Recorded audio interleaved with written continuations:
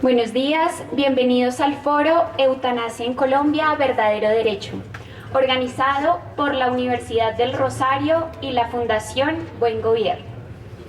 Extendemos un saludo muy especial a todos los asistentes que nos acompañan en esta sala, así como en los lugares de retransmisión previstas en las distintas sedes de la universidad.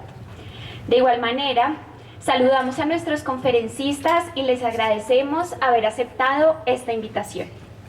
Teniendo en cuenta que estamos retransmitiendo en directo vía streaming, agradecemos a todos mantener sus celulares apagados o en modo silencio para que no se genere ningún problema con esta transmisión.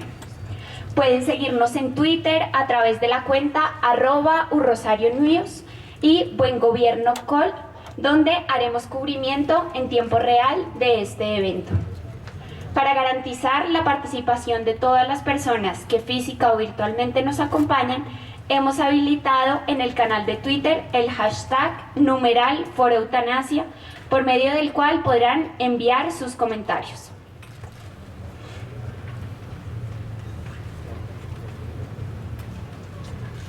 En el pasillo lateral hemos dispuesto una estación de café para que la disfruten mientras avanza el foro.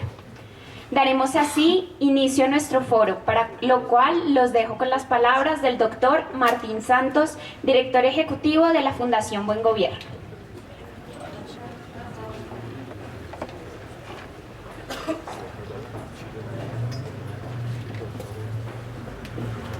Muy buenos días. Muy complacido de estar acá el día de hoy. Agradecer en primer lugar a la Universidad de Rosario, a su rector por ofrecernos este espacio y ayudarnos con el tema de la convocatoria. Señor ministro de la Salud, señor procurador, distinguidos miembros de la universidad, amigos de la prensa, invitados todos, muchas gracias por estar acá. En el mundo vivimos en permanente discusión, debatiendo sobre muchos y varios temas. Y eso es importante, debatir es muy importante.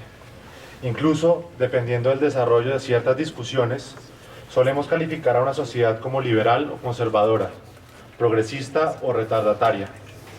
Los debates que sostenemos a diario son un referente de quiénes somos como sociedad, de quiénes queremos ser y hacia dónde podríamos avanzar o también retroceder. ¿Qué tipo de sociedad éramos cuando apenas empezábamos a discutir los derechos de la mujer que hoy nos resultan tan obvios y esenciales? ¿Quiénes queríamos ser cuando debatíamos sobre la igualdad de todos los seres humanos? ¿Qué opinamos nosotros hoy del porvenir de aquellas sociedades en las que los homosexuales siguen siendo motivos de persecución? Aquellos temas generan mayor discusión en cualquier comunidad, no son fortuitos. Provienen de su pasado, pero también definen su presente y advierten sobre su futuro. En Colombia, por ejemplo, el tema de la lucha contra las drogas se ha asumido desde un punto de vista militar, policial y judicial. Pero hoy, en distintas partes del mundo, se debaten otras alternativas, como legalizar o regular el uso de algunas drogas. O la guerra de nuestro país, por ejemplo. Tras medio siglo de discutir cómo nos acabamos los unos a los otros, hoy ya estamos hablando sobre cómo nos perdonamos para vivir en paz. Desde la Fundación Buen Gobierno hemos querido aportar a la discusión de algunos de estos temas. Hoy nos reunimos con unos invitados de lujo que representan diferentes posiciones y aportan al debate la valiosa información y conocimiento para que hablemos hoy de la eutanasia, un tema que no es nuevo, pero que vuelve a estar en el centro de los análisis que hoy hacemos. El más reciente caso, que nos aporta elementos de análisis renovados, es el de don Ovidio González, el hombre que hizo todo lo posible, con el amoroso acompañamiento de su familia, para morir de manera asistida. ¿Qué motiva a un ser humano a pedir, en pleno uso de sus facultades mentales, que un médico acabe con su vida de manera digna? Y tanto más interesante sería comprender por qué, además, insistir en que dicha muerte se haga respetando la ley. ¿Por qué le importa a las normas a quién está decidido a morir? Y del otro lado de la historia, ¿por qué nos compete a todos como sociedad ser parte de una discusión que en apariencia solo le concierne al paciente y tal vez a su familia? Estos y otros interrogantes están llamados a ser tratados en este foro. Los conferencistas y panelistas de hoy Nos darán luces desde distintos puntos de vista: lo humano, lo médico, lo ético, lo moral, lo legal, lo constitucional y lo político. Al final no habrá solo una respuesta, pero sí tendremos elementos de juicio para que tengamos una opinión mucho mejor informada.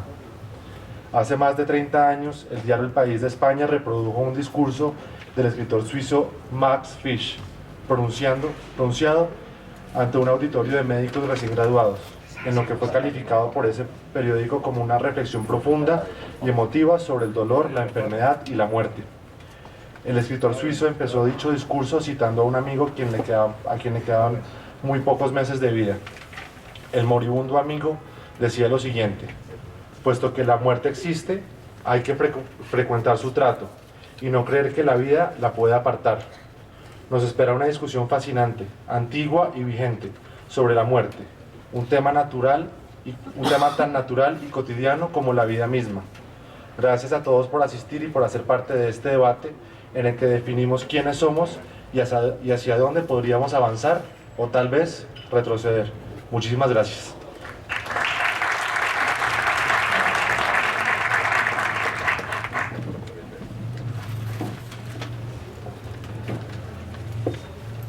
A continuación, el doctor José Manuel Restrepo, rector de la Universidad del Rosario, dará un saludo de bienvenida.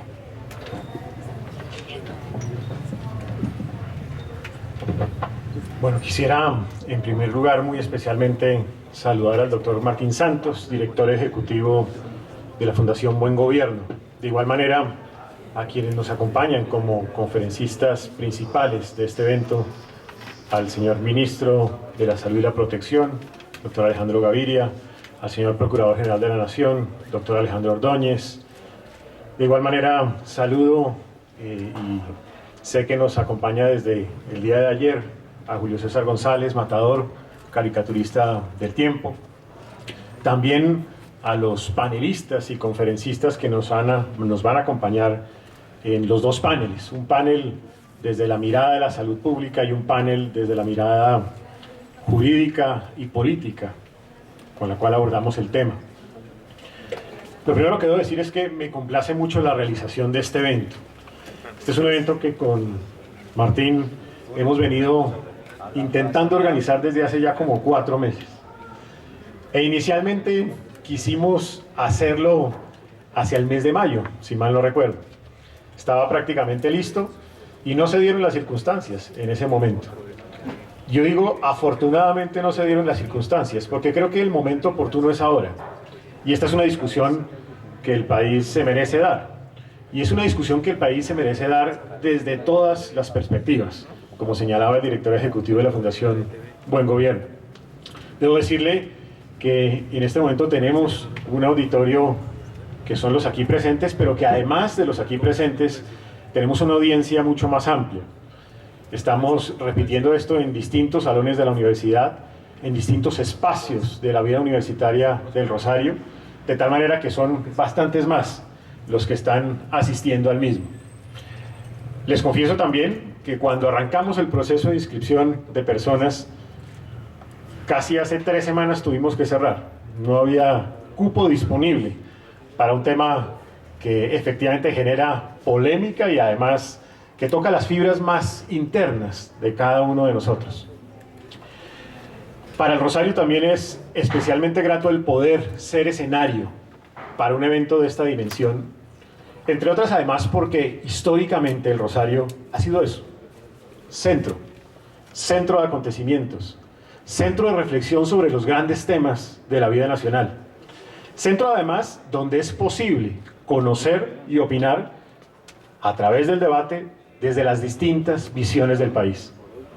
Y en esa lógica, el Rosario es capaz de permitir y abrir espacios como este en donde nos encontremos distintas miradas alrededor de un asunto, en este caso de política pública, un asunto de fondo de la vida nacional, y en donde seguramente derivado de la realización del evento se lleguen a algunas conclusiones o por lo menos se formulen nuevas preguntas de lo que viene a continuación.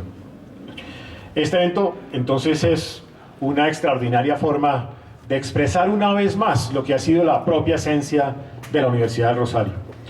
La eutanasia sin duda es un asunto que genera discusiones y tensiones en distintas esferas, en la esfera legal, en la esfera política, en la esfera ética y en la esfera moral también. Tensiones que no son fáciles de superar. Se trata de abordar temas como el derecho a la vida. Se trata de abordar temas como el respeto a la dignidad humana. Se trata de abordar temas como la autonomía de la persona. Responderse preguntas. ¿Hasta dónde llega la autonomía de la persona en el derecho a la vida? ¿Hasta dónde llega el derecho a la vida? ¿Qué es digno humanamente en ese derecho a la vida? ¿Tiene límites o no tiene límites esa autonomía de la persona? ¿Qué riesgos plantea la práctica de la eutanasia? ¿Qué dificultades tiene para ponerlo en práctica? Para la comunidad médica, para las instituciones que prestan un servicio de salud. ¿Cómo opera la libre conciencia? ¿Cómo se supera también, y creo que ojalá lleguemos a ese estadio, el hecho de que un debate de un tema de esta dimensión y de esta naturaleza no se haga solamente sobre fallos judiciales, sino que el Congreso de la República asuma el papel que debe asumir? Como ustedes ven, se trata de preguntas que no son de poca monta.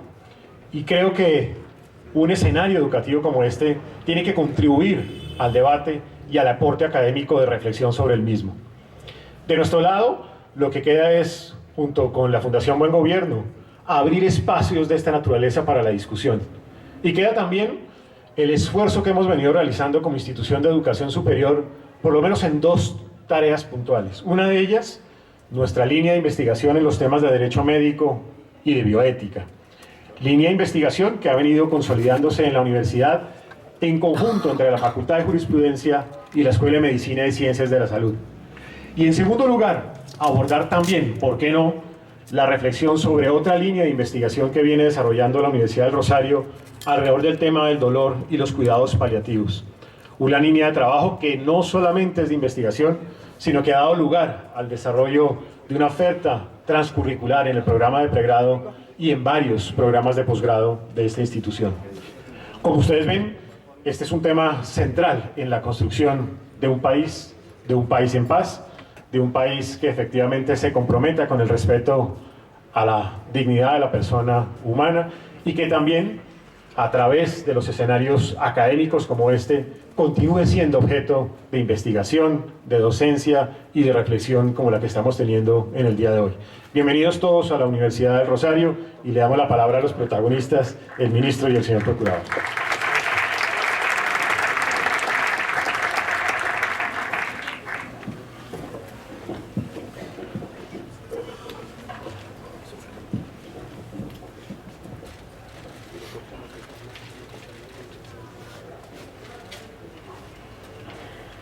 La jornada académica de hoy iniciará con la intervención del doctor Alejandro Ordóñez Maldonado, Procurador General de la Nación.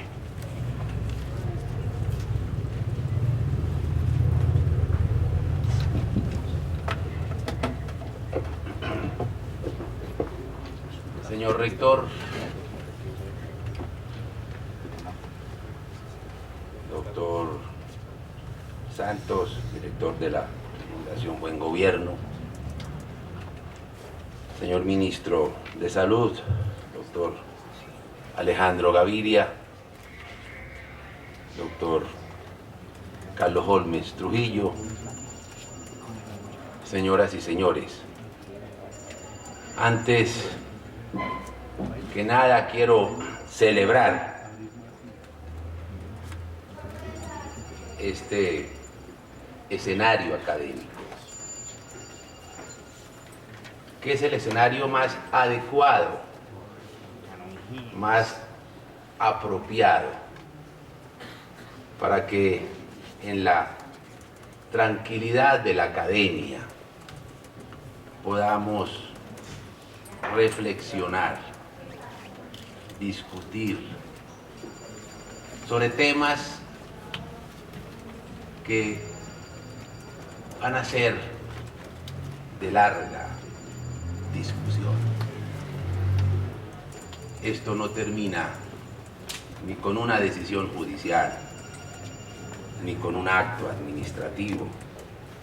Son temas culturales que comprometen aspectos de la más disímil naturaleza, desde los éticos hasta los religiosos, desde los religiosos hasta los filosóficos, desde estos hasta los políticos. Y con frecuencia, al desplazarse estos escenarios académicos y reducirse esta discusión a lo exclusivamente mediático, pues fácilmente se llega a polarizaciones innecesarias, a oírnos pero no escucharnos. La importancia de este evento es esa, la que podremos hablar con tranquilidad y con la seriedad de la academia estos temas.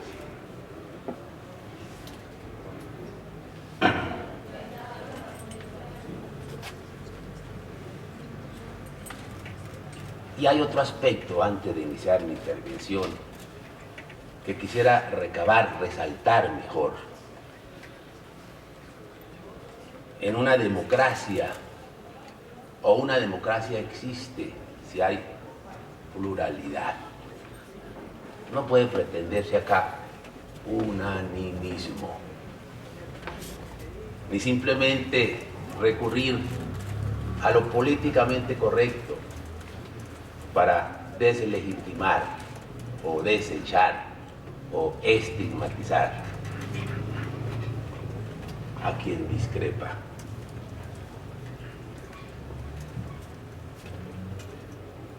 Al finalizar este evento académico, los frutos de este deben dirigirse más a encontrar que la prueba de la discrepancia, de la pluralidad, es una prueba que estamos en democracia. Y más que confrontaciones, lo que debe resaltarse es que la discrepancia, que la controversia demuestra que hay pluralidad en nuestra sociedad.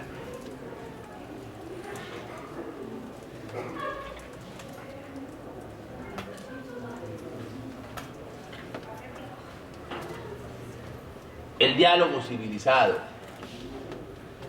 y honesto entre partes discrepantes no solo enriquece las costumbres políticas de la sociedad, sino que le permite tomar decisiones responsables e informadas sobre los asuntos que le conciernen.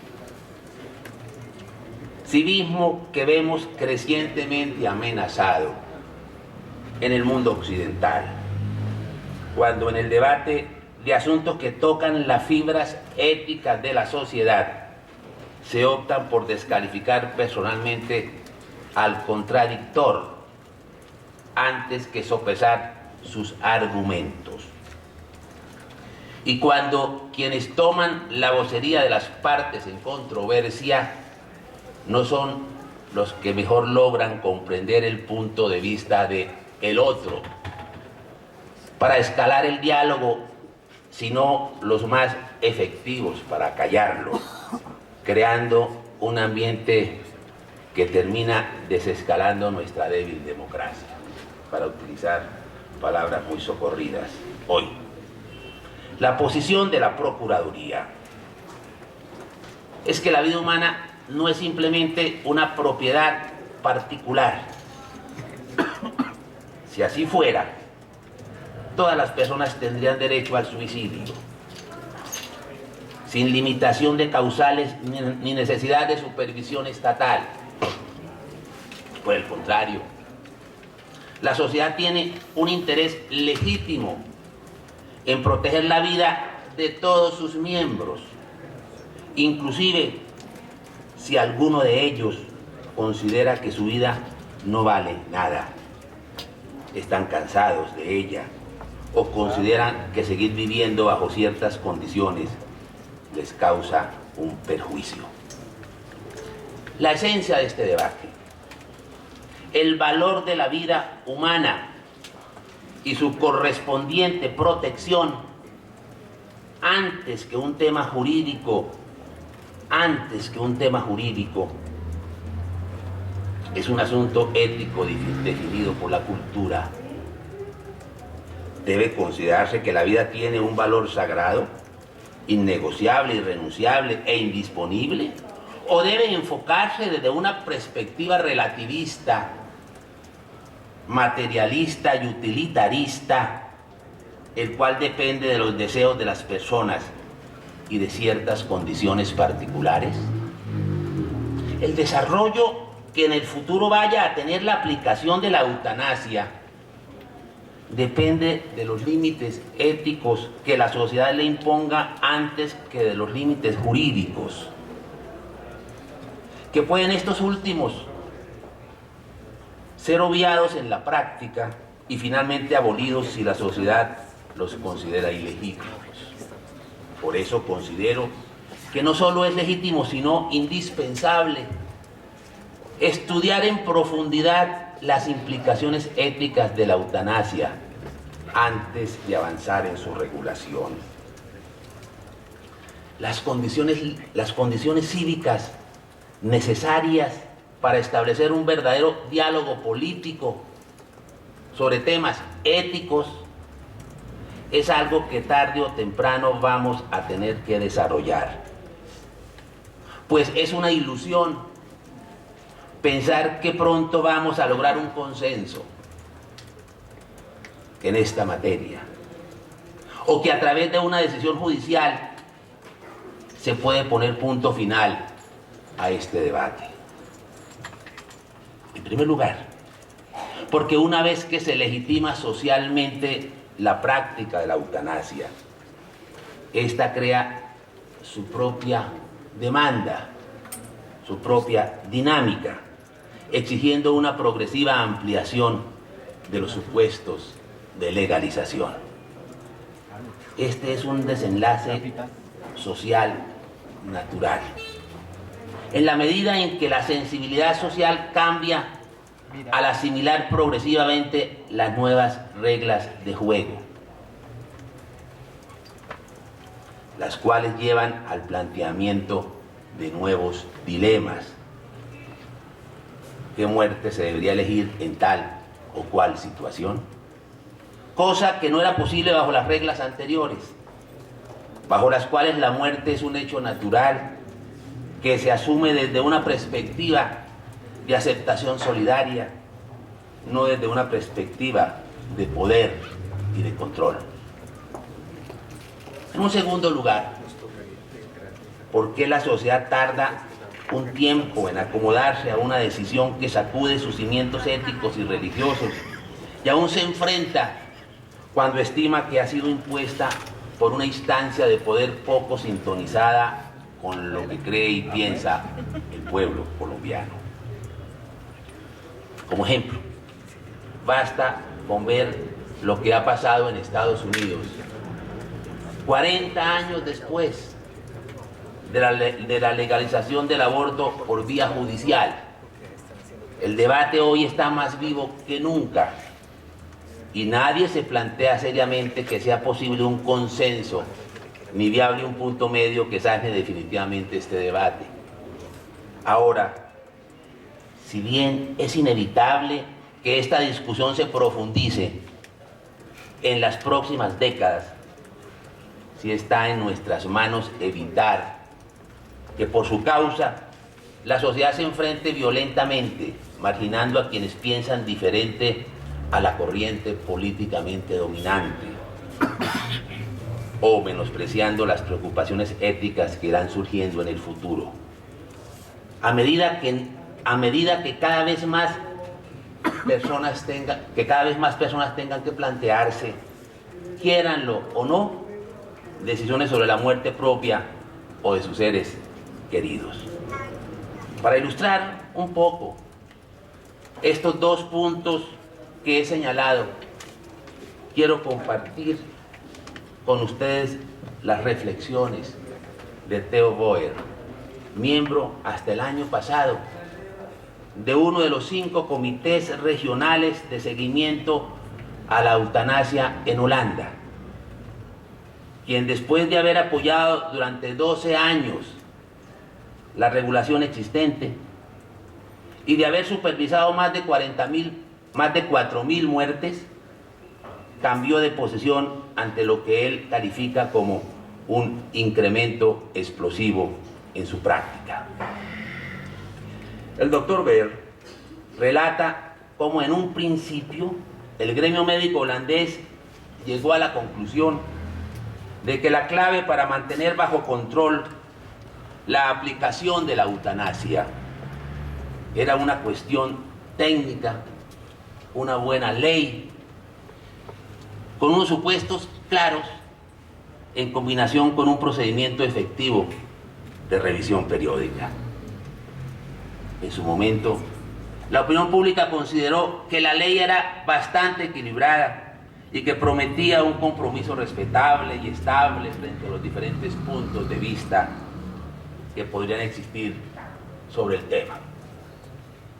Sin embargo, a partir de 2008, se comenzó a registrar un incremento del 15% anual en la práctica legal de la eutanasia. De un número de 1.800 muertes practicadas en el 2002, se ha llegado a cerca de 6.000 en este año, convirtiéndose, por ejemplo, en el tipo de muerte estándar para los pacientes de cáncer. Además, otro desarrollo imprevisto fue el que la Asociación Holandesa para el Derecho a Morir creó una red viajera de médicos que pueden administrar la dulce muerte simplemente después de 3 entrevistas. Y está presionando para que toda persona mayor de 70 años, si es su voluntad morir, tenga el derecho a recibir una dosis letal.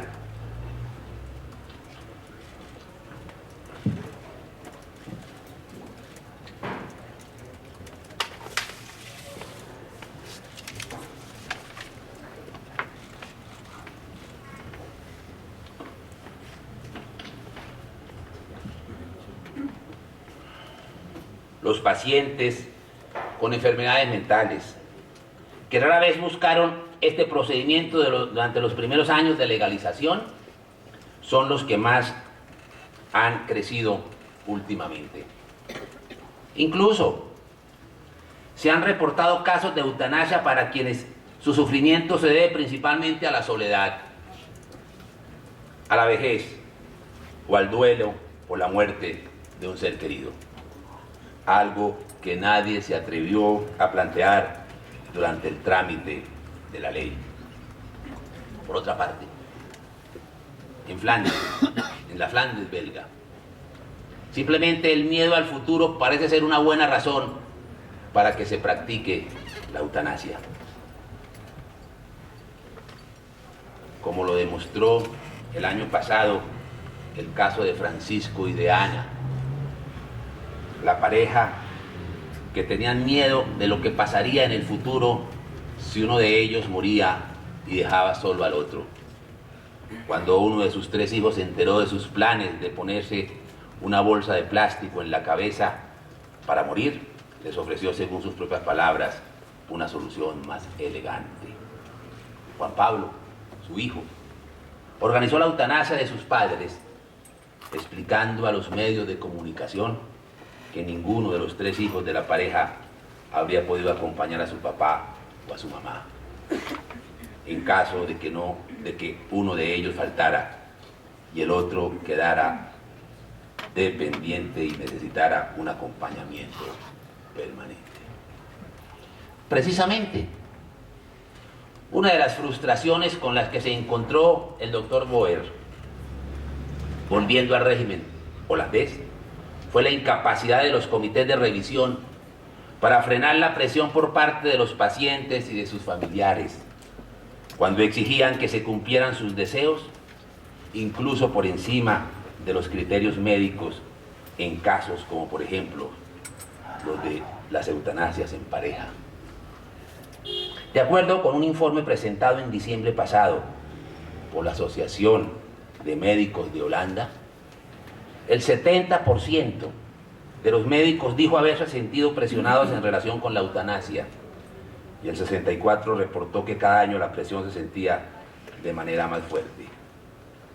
En Colombia, el debate no se dio alrededor de la aprobación del primer caso de eutanasia. En Colombia, el debate que se dio alrededor de la aprobación del primer caso de eutanasia puede darnos una idea de que nuestro país va a tener que enfrentar dificultades similares. Solo que en un contexto institucional más vulnerable que el holandés, debido a la debilidad de nuestro sistema de salud y a la poca consideración que nuestra cultura tiene por los límites establecidos en la ley. Según la reglamentación actual, la eutanasia solo puede ser administrada a personas en fase terminal, es decir, cuando médicamente se diagnostica que la muerte está próxima a ocurrir. Sin embargo, en el caso que se conoció a través de los medios de comunicación, el médico que hacía parte del comité de autorización, el doctor Juan Pablo Cardona, quien incluso manifestó ser discípulo de Carlos Gaviria Díaz y presidente de la organización pro eutanasia de su departamento, negó el procedimiento porque estos requisitos no se cumplían, según sus palabras, porque entre otros casos no había una inminencia cercana a la muerte. Inmediatamente se desató una impresionante cruzada mediática y jurídica exigiendo la aprobación de esa eutanasia, la cual hizo sentir al doctor Carmona como un médico sin corazón, al ser exhibido como el responsable del sufrimiento del paciente. En la apoteosis de esa presión social, jurídica y mediática, el médico cambió su concepto y de manera inmediata se le administró la muerte al paciente. Con este antecedente, podría decirse que el único criterio objetivo que se estableció para limitar el abuso de la práctica eutanásica, el diagnóstico médico de un estado terminal en el paciente, no resistió ni siquiera la presión del primer caso. De acuerdo con el doctor Ver, la imposibilidad de poner límites a la práctica de la eutanasia se debe a un asunto cultural. Mientras el Estado holandés aprobó esta práctica como un último recurso, del que podían disponer los médicos en casos excepcionales, la sociedad lo asumió como un derecho del paciente que a su vez se les impone a los médicos una obligación de actuar. Y la realidad es que ni los pacientes ni sus familiares parecen estar dispuestos a esperar a que se confirmen unas circunstancias excepcionales para poder ejercer lo que consideran un derecho a disponer de la propia vida en términos mucho más amplios. En una entrevista dada en junio pasado al diario italiano Tempi, el doctor Ver afirma que los defensores de la libertad ilimitada han visto la norma de 2001 como un trampolín hacia derechos aún más radicales. De hecho, la ley ha formado una realidad propia. Apreciación que coincide con una reciente afirmación hecha en una entrevista al Espectador por el actual presidente de la Academia Colombiana de Medicina, doctor Juan Mendoza Vega, según la cual la actual regulación de la eutanasia no es de ninguna manera un paso definitivo en la materia, sino apenas un primer paso en una buena dirección, ya que él considera que es necesario incluir a pacientes que no estén en estado terminal. Agregando, en relación con las posibilidades de aplicar la muerte dulce a los niños, que hay que esperar, ya que en este tema estamos caminando a un paso lento, pero seguro.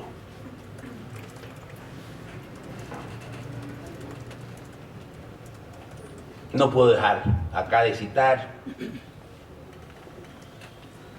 unas recientes declaraciones del entonces presidente de la Corte Constitucional sobre la materia, el doctor Vargas Silva, decía lo siguiente sobre este tema, comillas: este es un tema, la verdad, demasiado controversial. Y como ustedes se han dado cuenta, desde el año 2007 hacia acá, que es cuando se ha entrado en el reconocimiento sus derechos para las parejas del mismo sexo, la Corte lo ha venido haciendo de manera muy lenta, a veces incluso imperceptible, pero de manera muy lenta, vuelvo a repetir, progresiva, y en ese sentido se ha ido avanzando poco a poco, repite en 3 oportunidades, poco a poco. La idea es no generar un cambio drástico dentro de la sociedad, sino que vaya asimilando los cambios sociales conforme a las circunstancias. Precisamente, en el tema de la eutanasia para niños es donde se ve de forma más evidente lo difícil de frenar la mentalidad eutanásica, una vez que el supuesto derecho a la eutanasia se va arraigando en la conciencia social. Desde la primera regulación de la materia en Holanda en el año 2001, se admite la eutanasia para adolescentes de 12 años en adelante. Luego, desde el 2005, se admitió la eutanasia para recién nacidos. Esto era algo que ya se hacía de forma ilegal, pero que se reglamentó con el protocolo de la Universidad de Groninga, admitiendo que no solo se era procedente para evitarla a los bebés, que no solo se era procedente para evitarle a los bebés un sufrimiento físico insoportable, sino porque sería una exigencia de humanidad de evitarles una pobre calidad de vida o el ser una carga para otros durante un largo tiempo. Finalmente, desde 2013, la Asociación de Médicos de Holanda aboga por la aprobación de la eutanasia para niños menores de 12 años, argumentando, y esto es lo más llamativo, que se podría evitar un sufrimiento severo a los padres, y calculando que de los 175.000 niños que nacen cada año en ese país, unos 650 podrán ser beneficiarios de ese derecho. En Bélgica, los presos piden masivamente la eutanasia. Una vez que el público se acostumbre a ver ejecuciones masivas de presos, no será más fácil aceptar la pena de muerte. ¿Quién podría tener más razones para pedir la eutanasia que un inocente que ha sido injustamente condenado por un crimen atroz como el abuso de niños a quien se ha arruinado su vida? Hace unas semanas, 300 campesinos en la India pidieron la eutanasia porque debido al clima perdieron las cosechas y no podían pagar los préstamos de los bancos. Si se autoriza son los bancos los responsables de esta eutanasia masiva. ¿Qué pasaría si la sociedad más avanzada, dicha avanzada, de mañana termina estando de acuerdo con las personas que solicitan eutanasias masivas por motivos de pobreza o marginación social? Hace menos de un mes, una pareja en Cataluña, donde no está regulada la eutanasia, decidió acabar con la vida de su hija de 28 años de edad, quien estaba afectada por una enfermedad psíquica, y luego de hacerla se suicidaron los padres. El padre había contraído una enfermedad recientemente y la pareja decidió suicidarse y llevarse a su hija con ellos, antes que dejarle la carga familiar a su otro hijo, quien vivía en otro pueblo a pocos kilómetros de allí. Esta era una pareja de enfermos mentales o de pioneros vanguardistas. ¿Quiénes serían más solidarios? ¿Quienes buscaron disuadirlos de su idea, metiéndose sin ningún derecho en su vida? intentando hacerles cambiar de parecer, o quienes aceptaron cualquier decisión que tomaran, valiendo su razonamiento como una opción y ofreciéndoles, eso sí, una solución más elegante que la escopeta que usaron? ¿Con qué argumento se le va a negar a uno, a una o a un grupo de personas la muerte?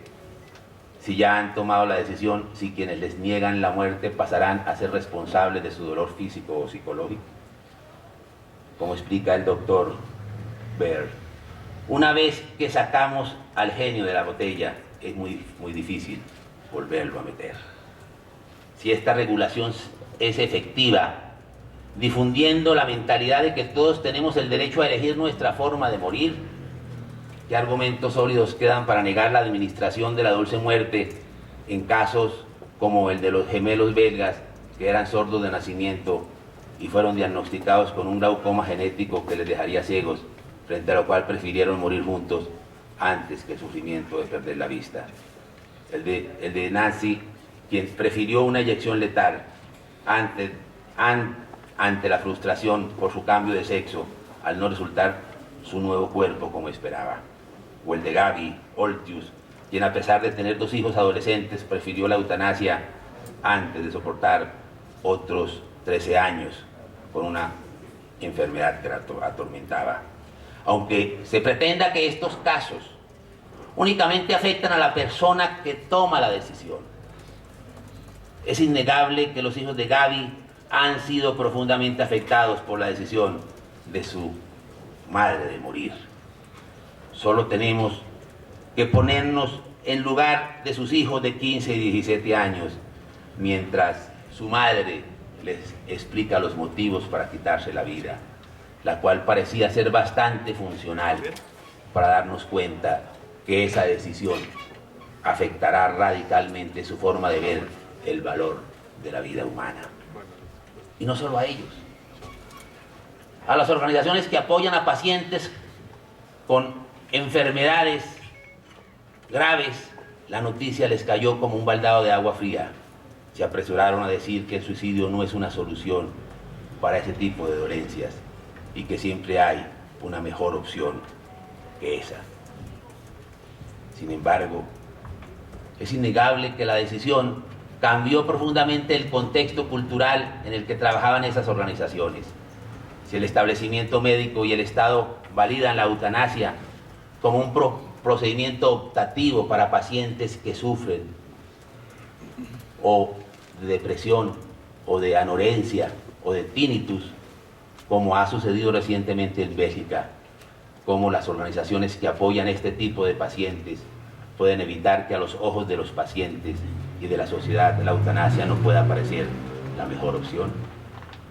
Fue precisamente la tenacidad de las organizaciones que trabajan con personas con discapacidad la que logró hundir hace unas semanas el proyecto de ley de eutanasia en el estado de California, de la misma forma como lo habían hecho antes en Massachusetts,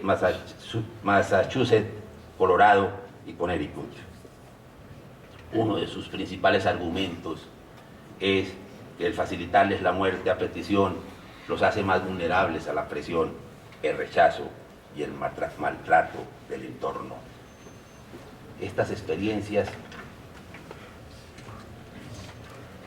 cuando la sociedad se solidariza con la decisión de Daniel Jaimes, un jugador de rugby de 23 años, que al quedar cuadrapléjico cuenta en el show de Oprah que prefiere morir antes que llevar una vida de segunda clase.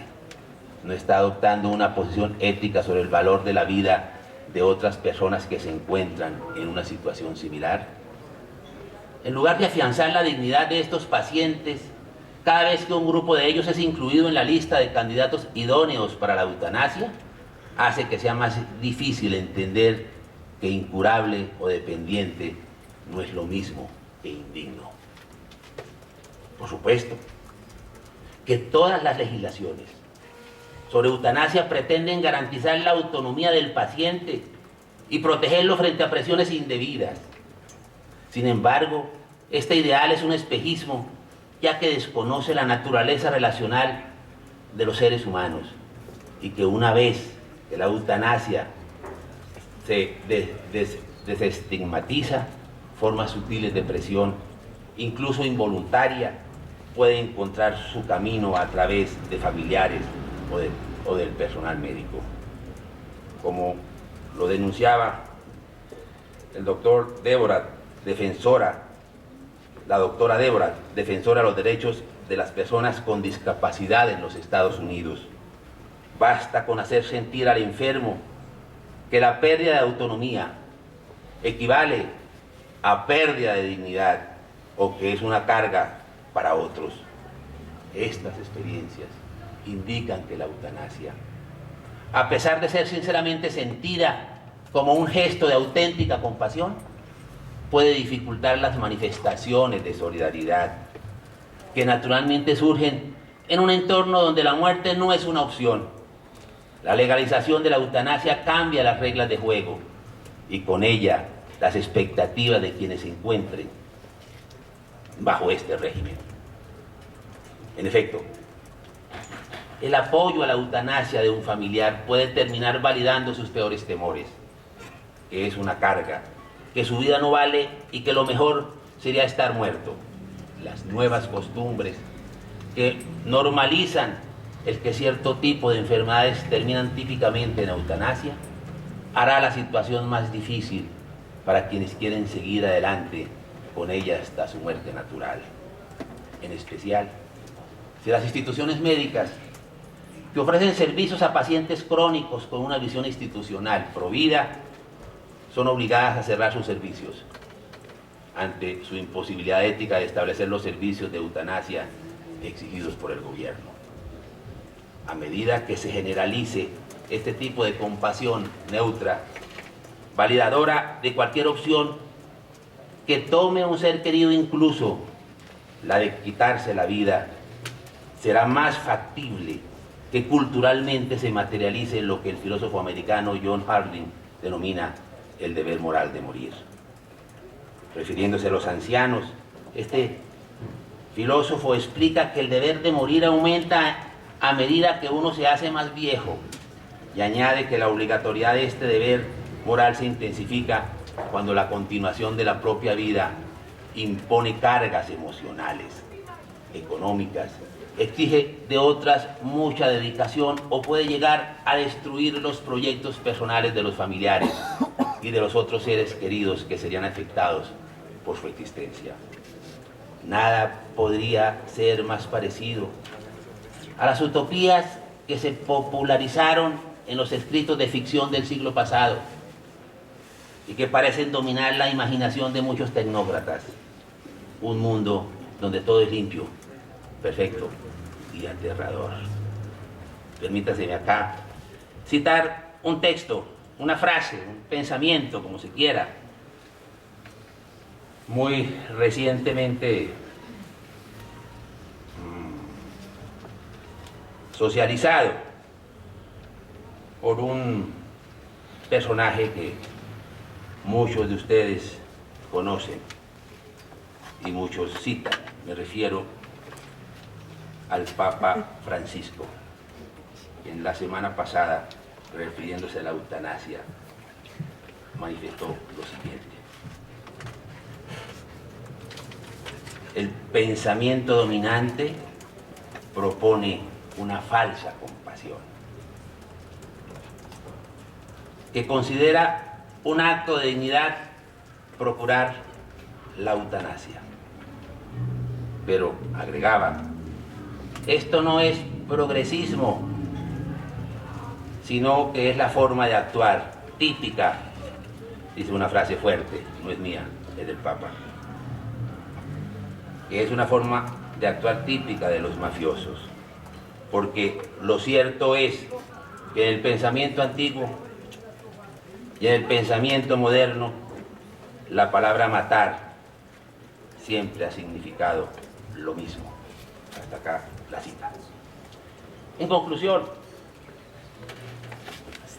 el debate siempre, en conclusión, el debate sobre si la eutanasia se debe calificar o no de derecho es algo que debería resolver la sociedad.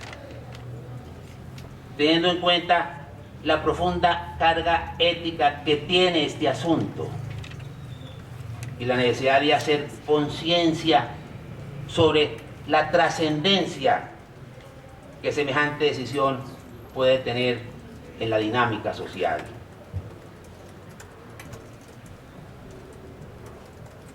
La impresión es que este debate apenas comienza. Va a ser largo y largo para el pueblo colombiano. Y que será me refiero al debate, realizado con base en convicciones éticas y con la visión de sociedad que se quiera construir. Y finalizo, ya me sacaron la tarjeta roja, no sé si se dañó el... Bueno, entonces, permítanme 5 minutos más. Entonces, ahora sí respondo a la pregunta, en 5 minutos. ¿La eutanasia, verdadero derecho en Colombia? Les manifiesto mi posición, ya específica, para la cual fuimos convocados, pero me pareció necesario hacer esta contextualización. Esta contextualización para señalar la intensidad del debate a que estamos siendo abocados. Entonces, para ingresar en ese debate, planteo y explico rápidamente mi posición, que algunos de ustedes presumirán cuál es. La pregunta que hoy nos convoca parte del reconocimiento de la capacidad humana de conocer la verdad. En efecto, cuando se pregunta si la eutanasia es un verdadero derecho, se está reconociendo que podemos conocer la verdad acerca de la juridicidad de la eutanasia, y no que dicha verdad sea creada por una expresión de la voluntad o por la elaboración de un consenso al estilo de lo referido por Habermas. Pues no es una cuestión subjetiva. Yo reconozco, es una posición del realismo filosófico objetivista, de naturaleza atomista y aristotélica. Lo reconozco. Esta visión implica esa filosofía, que se pueda reconocer y descubrir la verdad en las cosas. Así pues, debe entenderse, por verdad consiste, según lo que definía, en el reconocimiento de la verdad como una relación y adecuación del pensamiento con la realidad. Así las cosas. La piedra de toque para la realización de un juicio verdadero en su adecuación con la realidad. Por lo tanto, nuestra capacidad de conocer de verdad depende de nuestra capacidad para acceder a lo que las cosas son, a su esencia, a su naturaleza, de tal manera que existe una relación intrínseca entre la verdad y la esencia, lo que se pretende conocer. Conocer la verdad es conocer la esencia de las cosas, es saber que las cosas son en sí mismas y por sí mismas. Y así, con el interrogante de si la eutanasia es un verdadero derecho, lo que nos estamos preguntando es qué es el derecho y qué es la eutanasia. Y si la afirmación la eutanasia es un derecho, se corresponde con la realidad o no. De esta manera, lo primero sobre lo que debe hacerse claridad para saber de qué estamos hablando es sobre el concepto mismo de eutanasia, que ya ustedes saben exactamente qué es la eutanasia. Y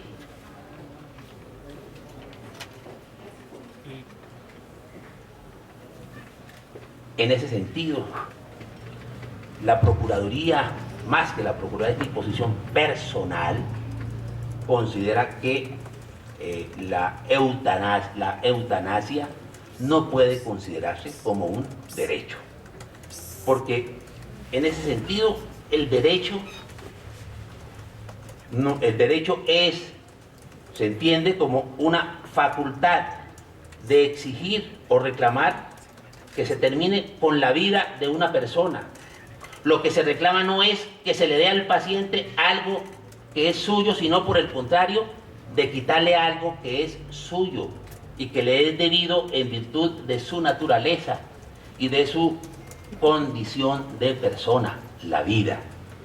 Así, matar no puede ser el contenido de un auténtico deber jurídico, porque implica el quitarle a alguien lo que es suyo, su derecho, y por esta misma razón constituye una injusticia. En efecto, una injusticia es un acto por medio del cual se despoja a alguien de lo que le pertenece, privarle de su derecho. Y si aceptamos que el respeto por la vida es un derecho de las personas y un deber del Estado, por fuerza se debe aceptar que quitarle la vida a alguien, por las razones que sean, constituye una injusticia, porque implica despojarlo de su derecho.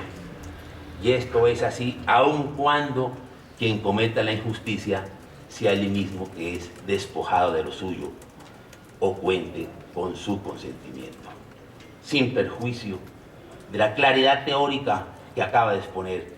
Es una ilusión pensar que pronto le vamos a poner fin a este debate. Muchas gracias.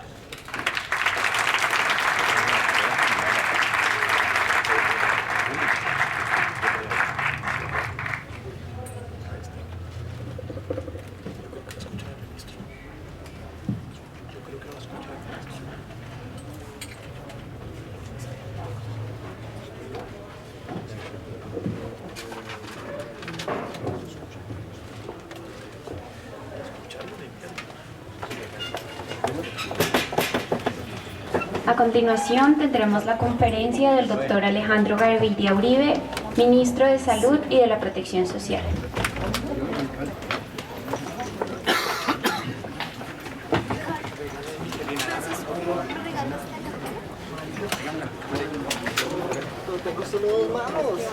Pásame el micrófono,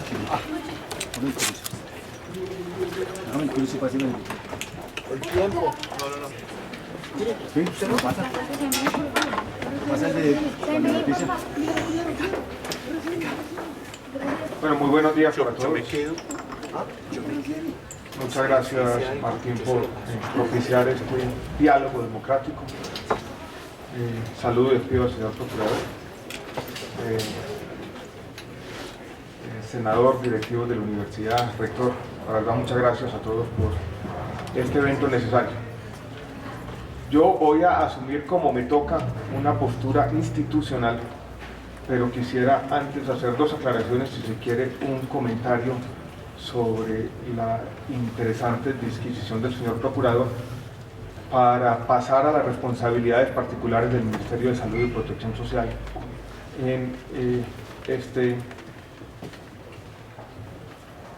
debate necesario. Primero, el Ministerio de Salud tiene, si se quiere, un protagonismo secundario. Nosotros somos un actor de reparto en este diálogo social. Estamos cumpliendo una orden expresa de la Corte Constitucional. Lo estamos haciendo siendo conscientes de nuestras obligaciones, de nuestros límites, pero también quiero ser vehemente al decir que lo estamos haciendo con convicción. No simplemente estamos cumpliendo una orden, yo creo que también lo estamos haciendo con convicción plena de lo que estamos haciendo, y voy a reiterar esto una y otra vez. Parece que la conferencia del señor procurador fue interesante porque de alguna manera se salió de los aspectos jurídicos más puntuales e hizo una reflexión más de fondo sobre los asuntos de qué determina el cambio social.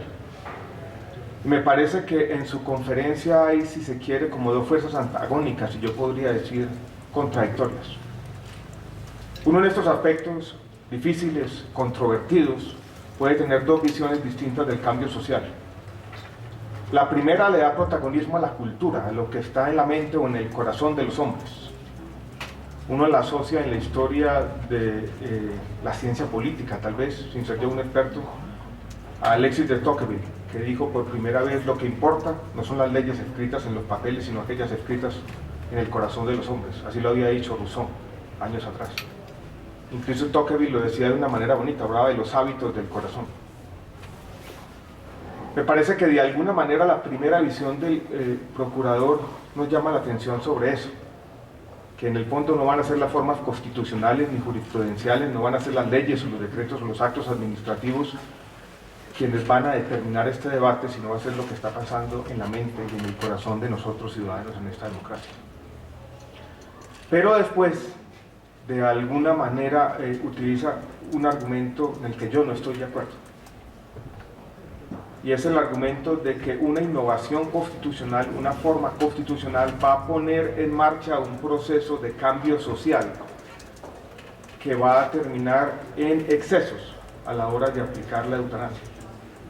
Es el típico argumento de la pendiente resbaladiza a una pequeña innovación que tiene en principio unos límites, que no toca, si se quiere, los aspectos más controversiales o polémicos, pero que con el tiempo se va, podríamos decirlo de esta manera, degenerando hasta llegar al caso excesivo, éticamente inaceptable.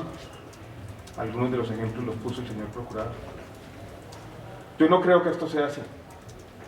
Yo creo que en Colombia hemos practicado desde el año 1991 una fuerte de optimismo republicano, en el sentido que somos capaces de decir que desde las formas constitucionales se puede impulsar un cambio social responsable.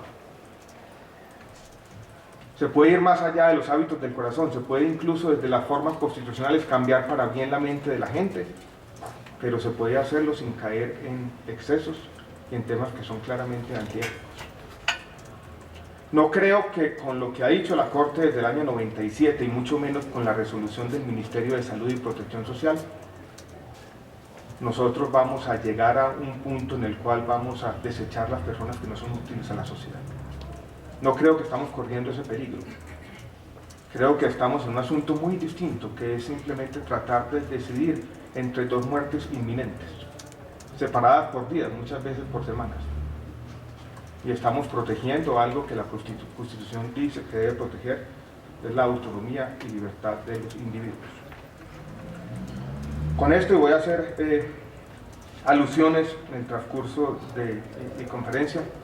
Quiero volver ya al papel del Ministerio de Salud y Protección Social. Primero, el Ministerio tiene que ser respetuoso como lo ha sido, y hemos tenido, más que cualquier otro ministerio, una relación, no solo en este tema, sino en muchos temas, permanente con la Corte Constitucional. Ustedes lo saben, el derecho a la salud no era en la Constitución del 91, por lo menos en la letra no aparece como un derecho fundamental, pero desde muy temprano lo fue, desde el año 94, 95, primero por conexidad con la vida y después de manera autónoma. En este caso, lo primero que hicimos nosotros con un grupo de bioeticistas fue revisar las dos sentencias. Sentarnos a revisar la sentencia 239 del año 97. El doctor Carlos Gaviria, que en paz descanse, que comienza, yo creo que a hacer unos argumentos interesantes. Y cito literalmente: condenar a una persona a prolongar por un tiempo escaso su existencia, escaso, cuando no lo desea y padece de profundas aflicciones, equivale no solo a un trato cruel e inhumano, prohibido por la Carta, sino a una anulación de su dignidad y de autonomía como sujeto moral. Ese solo párrafo nos empieza a dar los elementos para responder la pregunta que se plantea en el foro. Y aquí surgen los dos elementos fundamentales para llegar a la conclusión que llega la 239 del 97, y es que si vamos a proteger la dignidad del ser humano y vamos a respetar su autonomía y su libre elección, el derecho a morir dignamente se empieza a configurar entonces como un derecho fundamental. Ese es en el fondo el argumento central de la sentencia 239 del año 97. Es casi un silogismo. Primera premisa: protección y reconocimiento del individuo como sujeto capaz y responsable, que yo creo que es fundamental. Nosotros tenemos que partir del libre albedrío, de que los sujetos son libres. Incluso leyendo la sentencia esta semana, me llamó la atención el argumento de salvamento de voto del exmagistrado José Gregorio Hernández, que decía que un enfermo terminal no tiene autonomía, no puede reconocerle su capacidad evolutiva para tomar decisiones. Yo no creo que eso pueda ser así. Entonces, primera premisa, protección a la autonomía de la persona. Segunda, respeto irrestricto a la dignidad, para concluir entonces en la protección del derecho a morir dignamente como derecho fundamental. Eso no lo dice el Ministerio, eso es lo que dice la sentencia 239 del año 97. La sentencia, como ustedes bien lo saben, termina en una exhortación al Congreso a trascender este silogismo y llevarlo a una reglamentación práctica. Reglamentación de la eutanasia en unos casos particulares, o más bien, nosotros las discusiones que tuvimos con muchos de ustedes aquí, ni siquiera queríamos hablar de eutanasia, sino de muerte digna, derecho a morir dignamente. A veces las precisiones semánticas son importantes, a veces nos enredan más de la cuenta, pero es el derecho a morir dignamente. Después vino la sentencia T970 del año 2014, la que nos tiene aquí, donde retoma la fundamentación jurídica y vuelve a reiterar un hecho que ya hacía parte de nuestra jurisprudencia, es el derecho a morir dignamente es un derecho fundamental. La pregunta aquí planteada ya había sido respondida por la Corte Constitucional. Y dice lo siguiente después, la 970, yo creo que aquí comienza a construirse el argumento. La ausencia de regulación, usted lo conoce bien, el senador Benedetti, usted ha intentado una y otra vez, pero el hecho cierto, jurídico, institucional, es que no tenemos regulación construida por el Congreso. Entonces dijo la Corte, hace un año, la ausencia de regulación de un derecho fundamental por parte del legislador no puede convertirse en un obstáculo para su ejercicio, por lo que es necesario fijar lineamientos para su garantía mientras el legislador la hace. Y plantea esa sentencia una suerte de principios, sobre todo en tres temas. En un tema de lo que nosotros en nuestra discusión llamamos un hecho objetivo, y es paciente o enfermedad terminal, el consentimiento libre o informado y el hecho de que el procedimiento tiene que ser practicado por un médico. Esa sentencia 970 es bastante reiterativa en esos temas. Estamos hablando de enfermos terminales, estamos hablando de que tiene que existir en todo caso, aunado al hecho objetivo del enfermo terminal, un consentimiento libre, informado e inequívoco, y el procedimiento tiene que ser practicado por un médico. No estamos hablando, por ejemplo, de suicidio asistido. Eso lo dice la 970 y después le imparte unas órdenes bastante explícitas al Ministerio.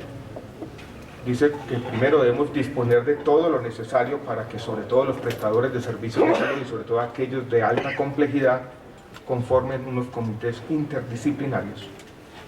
Y también dice que el Ministerio debe sugerirle a los médicos un protocolo que sirva como referente para la elaboración o la práctica de los procedimientos que garanticen el derecho a morir dignamente. Y vuelve la sentencia 970 a exhortar al Congreso a que se reglamente. No era una tarea fácil.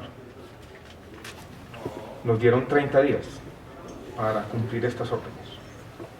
Estas órdenes implicaban un acto administrativo que de alguna manera, como lo voy a explicar en algunos minutos, defina una ruta y permita llevar esto a la práctica. Pero con un grupo de bioeticistas, no encerrados en la Torre de Marfil, no de espaldas a la sociedad, sino tratando de ver estas discusiones con la prudencia y la determinación que requieren, empezamos a dar algunos debates. Primeros puntos importantes. Yo creo que el Ministerio fue en toda esta discusión prudente y consciente de sus límites. Desde el comienzo, por ejemplo, decidimos que el tema complejo de qué pasa con los menores de edad no podía reglamentarse. No puede hacerlo el Ministerio. Tiene que hacerse por el Congreso. Solamente el Congreso, con la discusión y la deliberación democrática, puede darle a esa decisión la legitimidad que necesita la sociedad para sentirse tranquila. En ese tema, vuelvo y repito, el Ministerio no puede decir nada, y por lo tanto el procedimiento habla solamente, se circunscribe a los mayores de edad. También, en otro tema complejo, que es el consentimiento sustituto. Una persona, un enfermo terminal, que no pueda expresar esa voluntad inequívoca, libre e informada. Nosotros dijimos, en ese caso no puede practicarse, salvo una sola excepción, cuando exista voluntad previa, constatable o verificable de alguna manera. Lo mencionó también el procurador aquí en varios de sus ejemplos de los casos más extremos, de los excesos que podrían cometerse. Y es la familia decide de alguna manera decir, este familiar pasa al cadalso. No estamos en los casos de consentimiento sustituto diciendo nada, porque vuelvo y repito, esa reglamentación en esos casos más complejos donde se pueden prestar excesos le corresponde al Congreso de la República.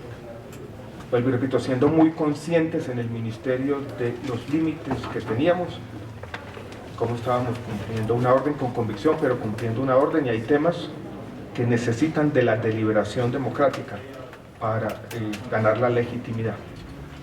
En los temas de enfermedades crónicas y degenerativas no terminales, también dijimos, no podemos tomar una decisión cuando no hay enfermedad terminal. Nuevamente, senador Benedetti, le corresponderá al Congreso de la República pronunciarse al respecto. Lo mismo que en los temas de suicidio asistido. En un solo tema complejo, polémico, controvertido, el Ministerio decidió en la resolución tomar una decisión. Y lo hicimos por dos razones. Una que podríamos decir es jurisprudencial o legal, y la otra es práctica. Y es el tema de objeción de conciencia. Y lo hicimos porque en este tema existía ya, o existe en nuestro país, una jurisprudencia repetida consistente de la Corte Constitucional. Y nosotros lo que hicimos fue simplemente traer esa jurisprudencia repetida, que no deja dudas, que no es ambigua, a la resolución.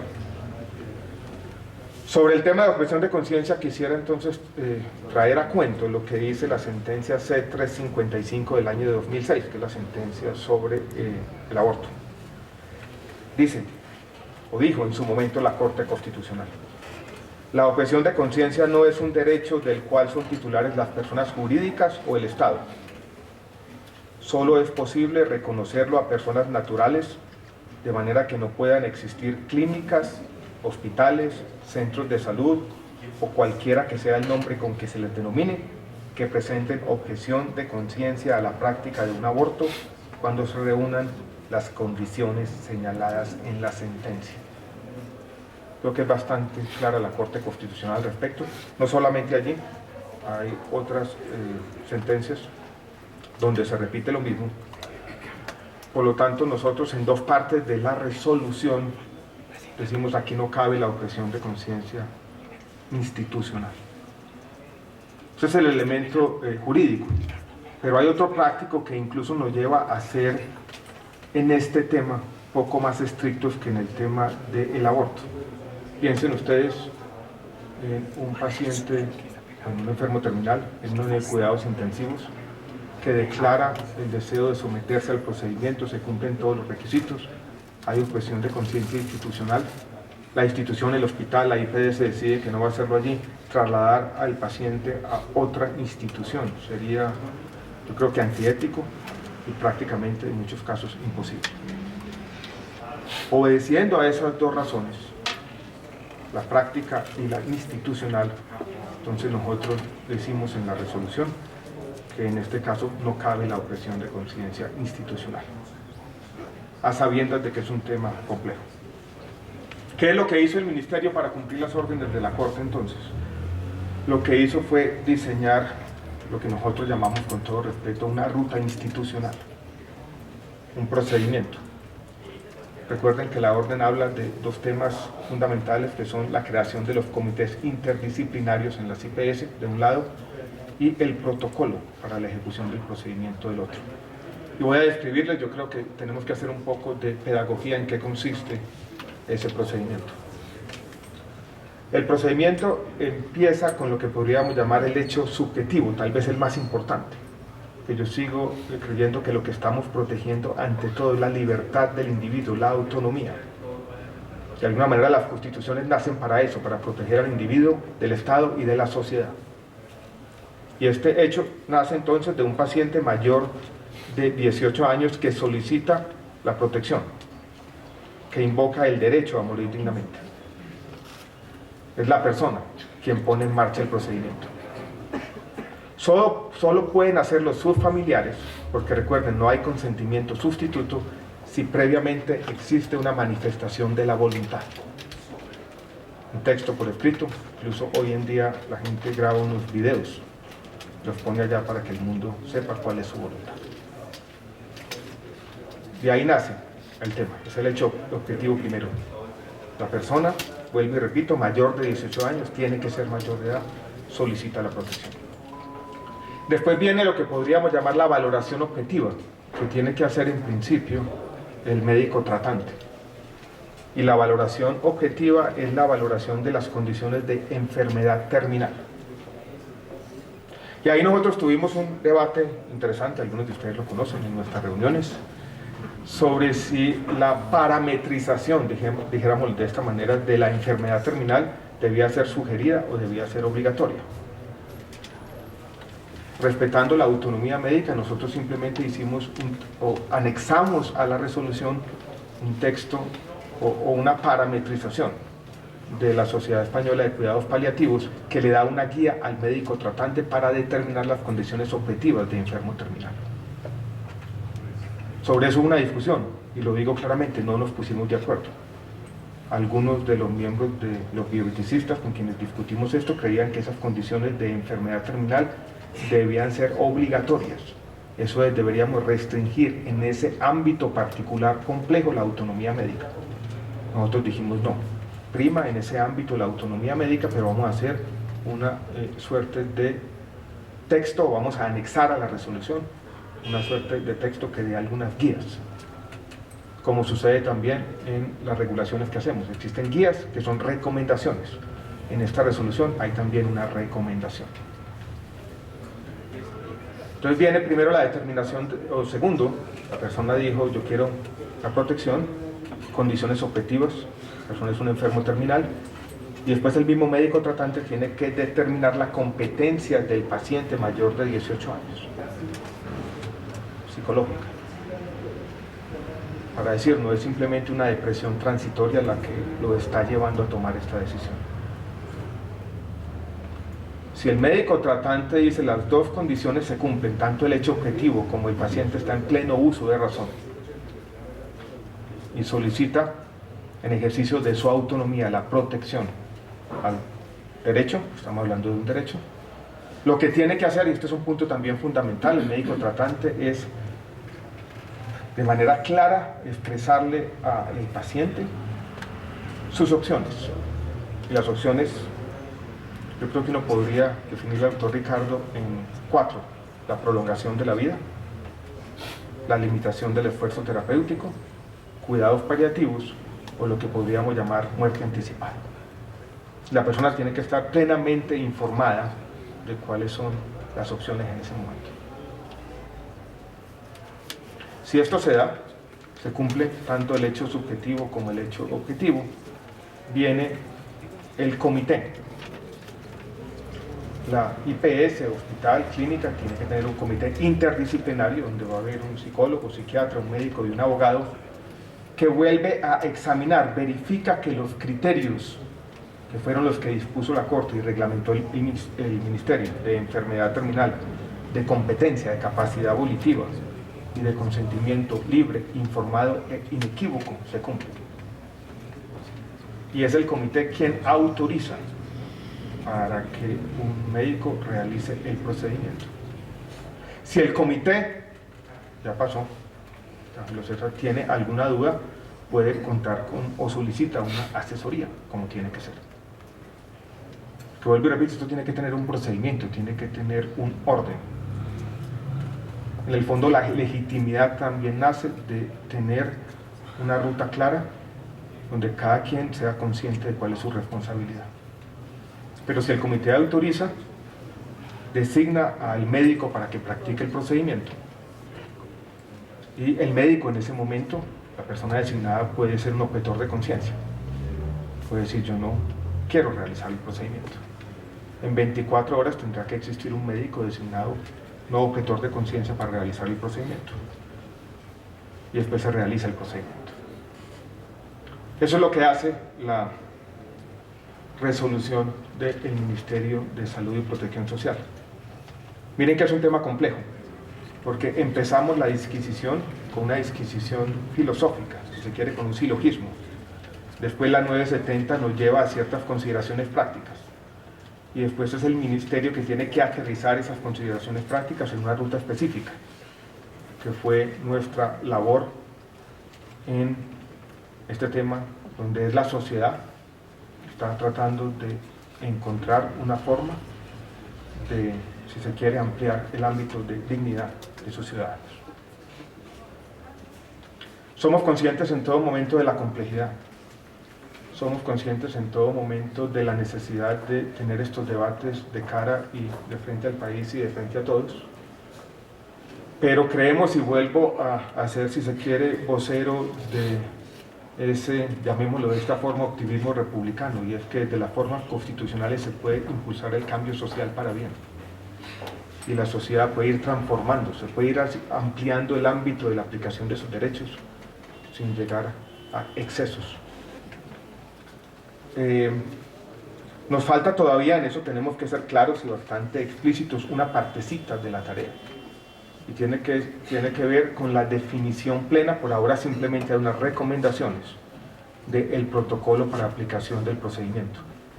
El Ministerio está haciendo una revisión sistemática de la literatura y está construyendo un consenso en expertos, donde van a participar las sociedades científicas, bioeticistas y los miembros de nuestra sociedad más preparados para dar una recomendación clara sobre el procedimiento, que es tal vez el último elemento. Por ahora estamos simplemente haciendo referencias a la literatura internacional, trabajando como trabajamos muchas veces en medicina, recogiendo la mejor de la evidencia sin todavía haber construido un consenso pleno al interior de nuestro país. Pero eso no significa que no podamos por ahora operar. O sea, la resolución ya ha tenido y seguramente va a seguir teniendo consideraciones prácticas, o consecuencias prácticas mejor. Para concluir, quisiera hacer 4 comentarios distintos. Yo creo que desde el Ministerio de Salud y Protección Social hablamos con responsabilidad y cumplimos lo que se nos mandó, y es regular el derecho a la muerte digna o a la muerte anticipada con prudencia, con responsabilidad, trabajando como toca, como tiene que ser. Seguramente seguirán los debates. Esto no termina aquí, como bien dice el procurador. Y lo que queremos en el Ministerio de Salud y Protección Social, lo que quiere el gobierno del presidente Santos, y yo creo que lo que quiere la sociedad colombiana, no es un consenso absoluto. Yo creo que lo que deseamos todos en una sociedad democrática es tolerancia y respeto para lo que John Stuart Mill llamaba todas las experiencias o formas de vivir la vida. Yo creo que eso es fundamental, y así seguiremos. Vuelvo y repito, de lo que se trata en últimas es de proteger la dignidad y la autonomía de las personas.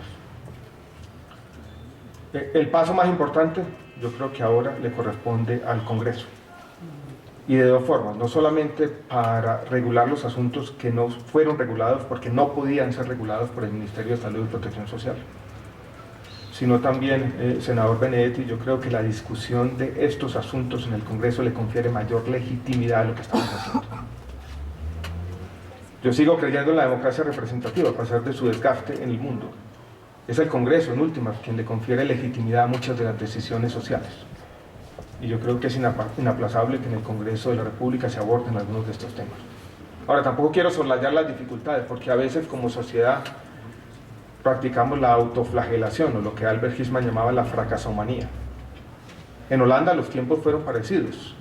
En el año 1973, los jueces por primera vez dijeron: debe regularse algo como el derecho a morir dignamente. Solamente muchos años después, en el año 1990, se tuvo ya una ley plenamente aprobada por el Congreso. Esto toma tiempo y el cambio social es difícil e involucra necesariamente este círculo, ojalá positivo, entre las formas constitucionales